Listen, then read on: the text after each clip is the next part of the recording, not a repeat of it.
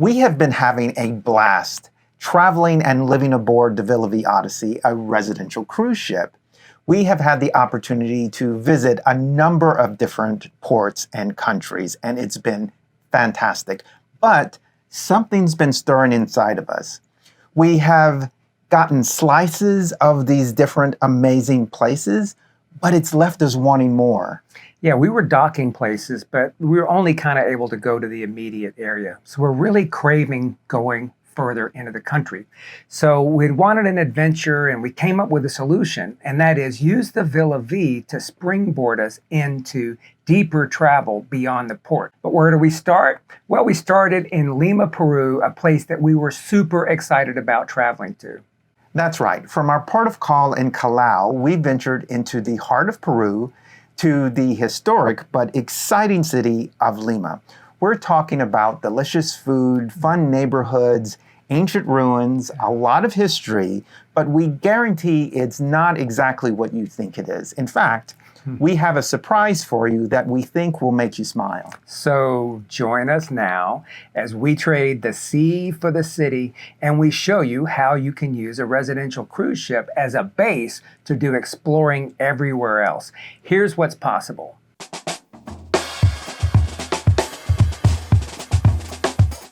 We're in Lima, Peru, in the beautiful neighborhood of Miraflores, and it is gorgeous from here. We can see out to the sea, and it's just beautiful. And we're really digging being off the ship for just a bit to be on land. Absolutely. You know, we are loving our time on Villa Vie, but one of the things it affords us is the ability, because of these long stays and the way they do the itinerary, to actually leave the ship. So we're doing that here in Lima. We're going to be in Lima for 3 nights, and we're able to really explore. And as much as we love being on board, we also love coming off and being able to explore without having to go back and forth to the ship. And with Airbnb and hotels and other things like that, it really allows us to do that. And 3 nights is a lot of time. So we're having fun doing it. It's a kind of another layer to our Villa Vie adventure, and we're really enjoying it, and we're loving Lima.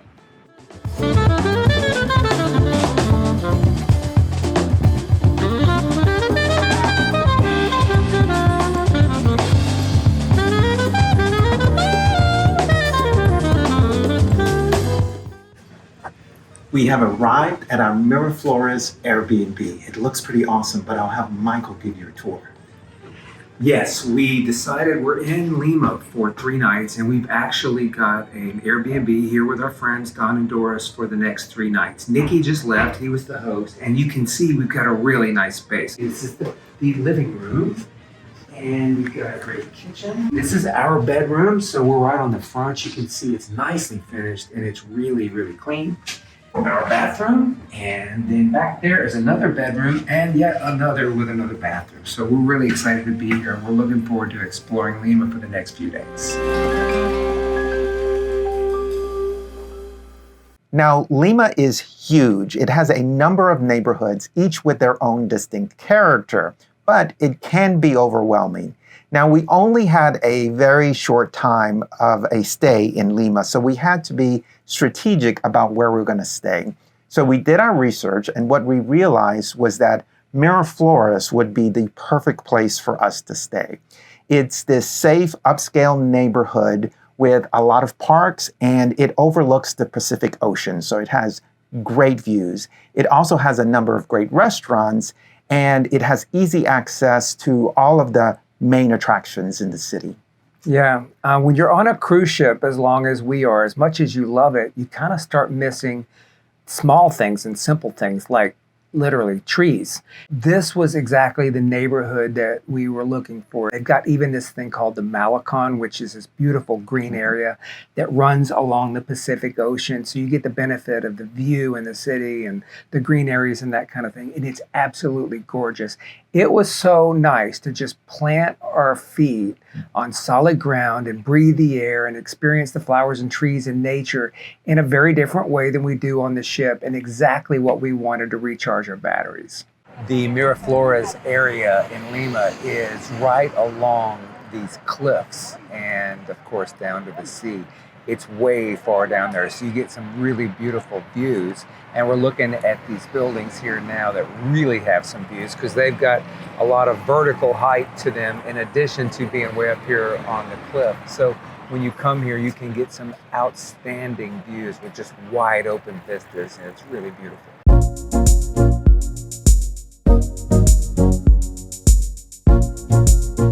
This is a popular landmark here in Miraflores. It's the Marine Lighthouse. It actually wasn't constructed here, it was constructed somewhere else, but moved here to be a prominent fixture here on the coast. It overlooks this beautiful view of the Pacific Ocean. The beaches of Lima are really popular with the surfers because of the big waves that hit the coast. I'm going to try to get you some video of it.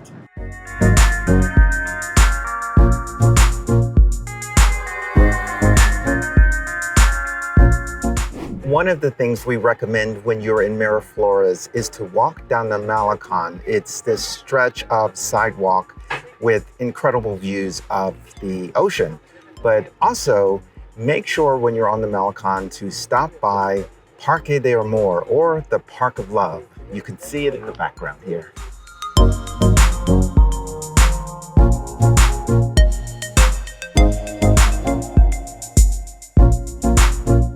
We've gotten close to the Kiss statue in Love's Park here in Lima, and we've learned that it's actually a depiction of the sculptor himself kissing his wife.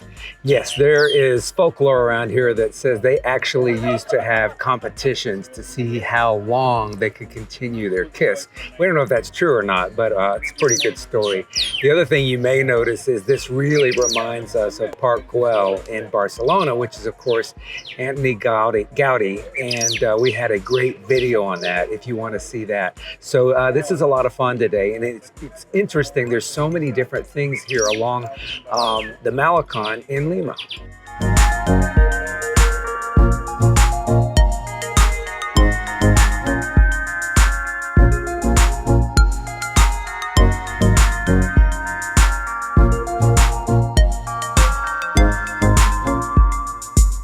Let's talk about food.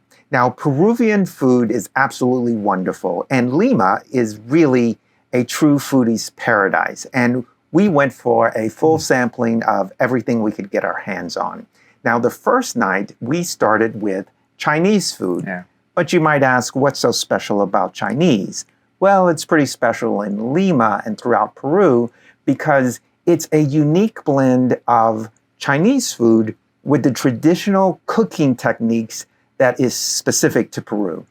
And it was good. And let me tell you, we went banquet style because we wanted everybody at the table to be able to try everything we could. And of course, we thought we'd like some dishes more than others, and we did. But it gave us a real variety of all the cuisines they recommended, and it let us try it all. It really gave us insight into what Chifa cuisine is all about. I really felt like I understood it, and we loved it. We had plenty of food and brought a lot home. One of the things that really stood out for us was this dish called arroz chaufa. I think I'm saying that right. Let me know if I'm not.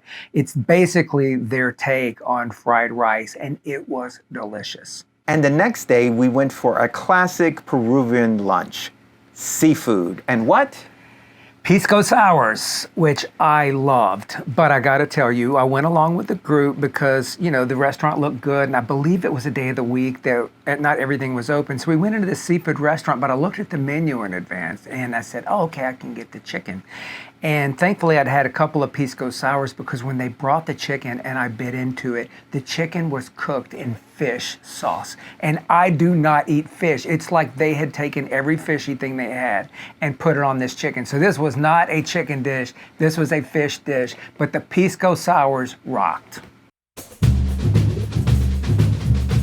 It's noon now, and we wanted to get a bite to eat for lunch. So we found a local place, and it's seafood. And seafood is extremely popular in Lima, Peru, as you can imagine. But it's not popular with Michael. So fortunately, I don't eat seafood. I don't eat much fish. So fortunately, they've got a really nice menu that looks like it's got chicken and meat and all kind of rice and noodles and stuff. And they definitely have cervezas, so I'm good today.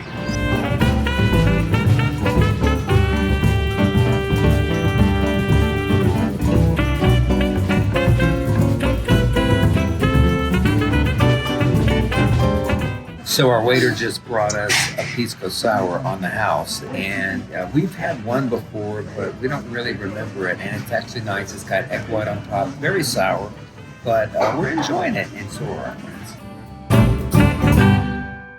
Lima is definitely a modern city, but it's also built on all of these layers of ancient history, and we wanted to explore this rich history. But would it be easy to get to? Yeah. Well, it certainly was, because there is this massive ancient pyramid built in the center of Miraflores. So imagine you're walking around this modern neighborhood, and then all of a sudden there is this huge pyramid right there in the middle of this modern neighborhood. And this thing was big. This is this huge tiered adobe pyramid, not a small ruin. This thing was gigantic. But what's interesting is that you can actually walk on top of this pyramid and you get this really great point of view from there. And you get this sense of scale of how the pyramid dominates over Miraflores and the surrounding area. It really does put things in perspective. You're standing on this centuries-old structure. So you've got this modern city and this ancient structure. This is a must-see if you get to Lima. It's a very tangible link between the past and today's modern city.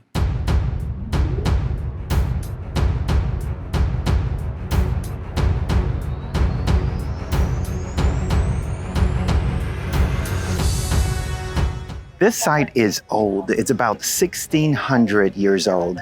It's actually not the Incas who created it. It's before the Incas. There were a lot of civilizations before the Inca, although that's probably the civilization we know best. It was actually the Lima people who created this particular sacred place. And you could see how all of the bricks were made by hand and they are stacked together. One of the reasons why it has this particular design is because it helped maintain its stability because of all the earthquakes here. They have a lot of seismic activity in this place. What's really cool is that these bricks were originally covered with this kind of plaster, and then it was painted, and it was painted yellow. So this entire place was a beautiful yellow that added to the sacredness of this place. It's beautiful.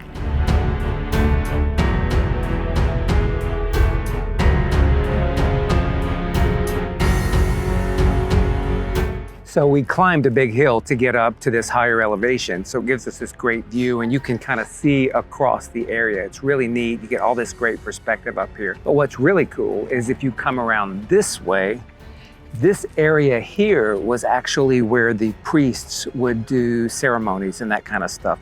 And what's really neat is there's like 2,000 holes in the ground. This is where people would come and put in offerings, textiles, fish, and various things. But there's thousands of holes here. This had a roof that was covered to protect from the sun, and the sea's right there.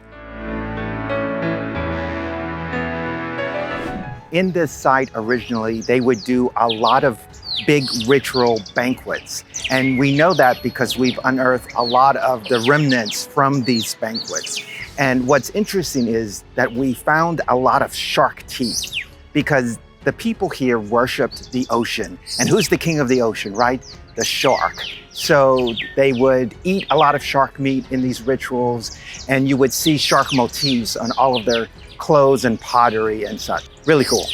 So like all good stories, this one has to come to an end. And unfortunately, this civilization did end. And what's interesting is what took it out. It was El Nino. El Nino came along and it took all their water. Of course, Lima and this place is in the desert. And when there was no more river to serve fresh water needs and El Nino came and prevented rain, everybody went away. Now, they went somewhere else and died out, but then of course, subsequent generations came after them, but that's a story for a different day. We just finished the most amazing meal ever, and we wanted to share it with you because it's at a very unique restaurant. It's the restaurant that's at the site of the archaeological site that we just visited.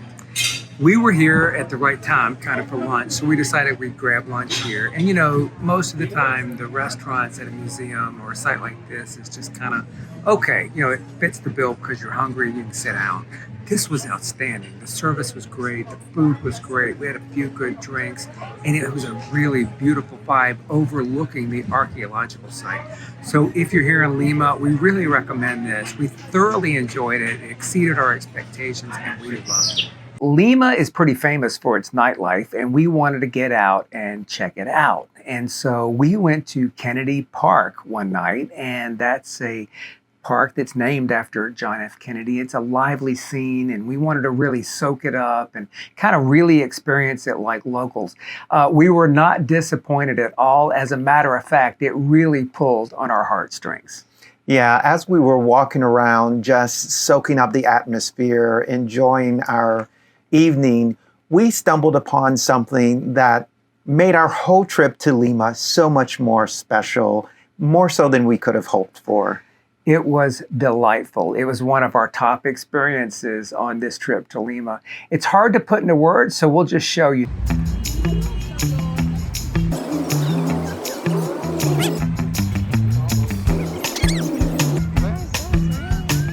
We're in Kennedy Park in Lima, and it is famous because they have the Kennedy Park cats, and they're everywhere. They have houses here, and they're a part of the experience here, and there's gajillions of them, so you can play with them. They're all very friendly, and they take good care of them, so this is a real treat for us. It's fun. Hey!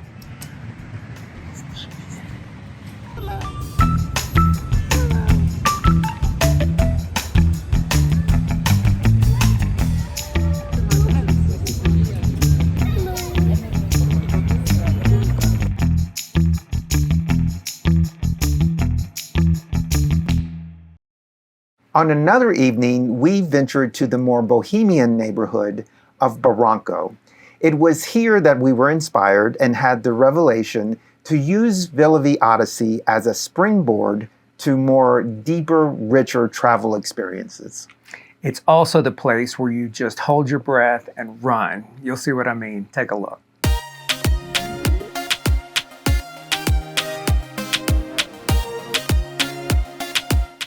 We have arrived in the neighborhood of Barranco in the early evening, and it has this really cool hipster vibe. We love it here. It's about 7 p.m. and this neighborhood reminds me of places in Mexico, a little bit of Spain and other places, but it's really cool and it's really coming back. Like you said, very hipster. When you come here, make sure you find the Bridge of Sighs. Supposedly, legend has it, if you cross the bridge while holding your breath the whole time, then your dream will come true. We're gonna go try that now, and hopefully we don't run out of breath. Did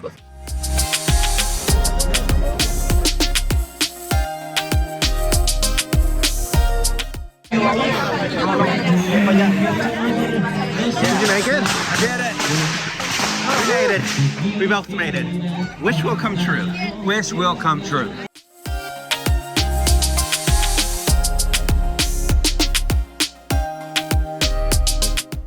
We're walking through Barranco, a neighborhood in Lima, and we just were talking and we realized that we both had a sudden feeling that we had to express on camera. We were thinking about how we've unlocked kind of a new chapter in how we travel with Villa Vie.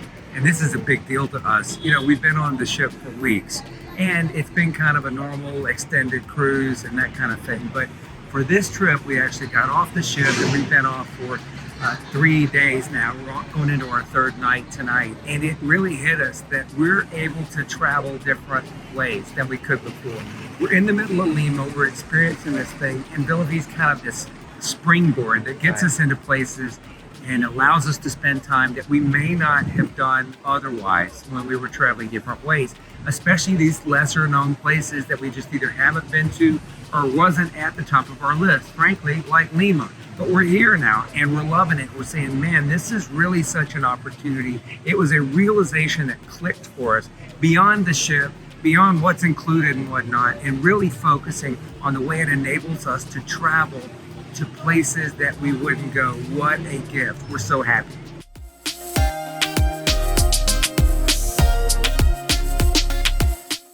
Unfortunately, this is the last night of our stay here in Lima, Peru, and we have to say it just wasn't long enough. Yeah. It could have been another few days or even a full month of a stay here, We just have so much more that we think that we haven't experienced, but really want to.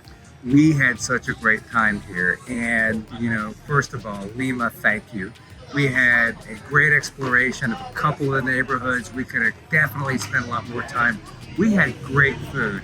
Oh my God. Incredible food. And we couldn't believe how walkable and beautiful and welcoming the city was. Of course, we had nice weather too. And this really kind of confirmed our experiment of getting off the ship for a few days and kind of being on land and doing these mini trips, kind of like we used to do, but for longer, and just to kind of see what that was going to be like. And I think it was a high success. We really feel good about what we did, and we want to replicate it some more. So as you look at the route, if you have any great ideas, you can let us know for other places we can do this. But we're hooked. We're going to do this some more, and we look forward to sharing it with you.